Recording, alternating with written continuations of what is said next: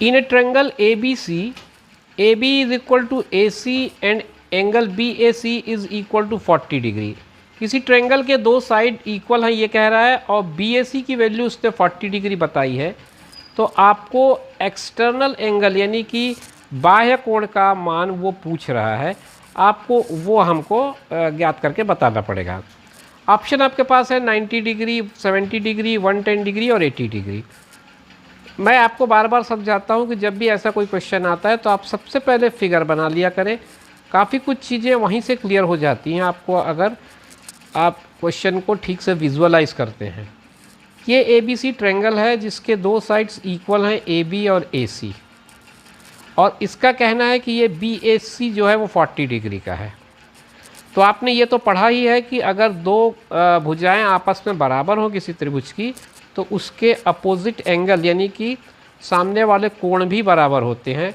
तो मैंने उसको x और x अज्यूम किया।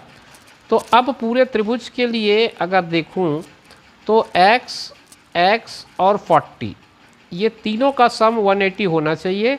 एंगल सम प्रॉपर्टी यही कहती है।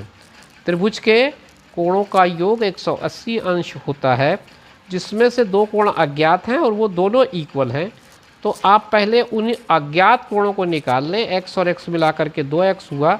180 में से 40 आप घटा देंगे तो 2x की वैल्यू हो जाएगी 140।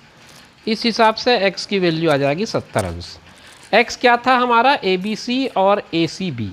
उसने हमसे पूछा है then external angle at B।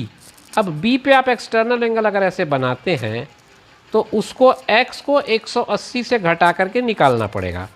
तो external angle at B is equal to 180 minus 70 degree.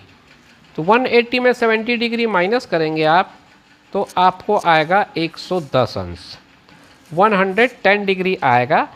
वैसे आप चाहें तो इसको एक्सटीरियर एंगल प्रॉपर्टी से भी यूज़ कर सकते हैं। जैसे ये 40 है और ये 70 है तो इन दोनों का टोटल इस एक्सटीरियर एंगल के इक्वल होगा, तो आप वहाँ से भी लगा सकते हैं एक्सटीरियर एंगल प्रॉपर्टी।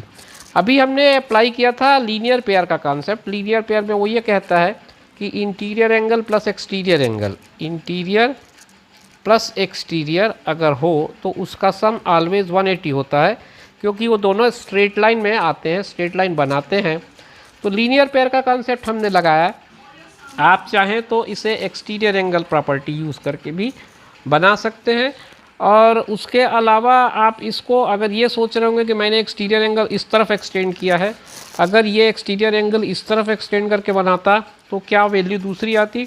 तो जी नहीं, वैल्यू तब भी वही आती, क्योंकि तब भी ये लीनियर पेयर ही बनता है। और ये अगर x है तो ये 110 होगा, क्योंकि आपका x 70 डिग्री ऑलरेडी दिया हुआ है।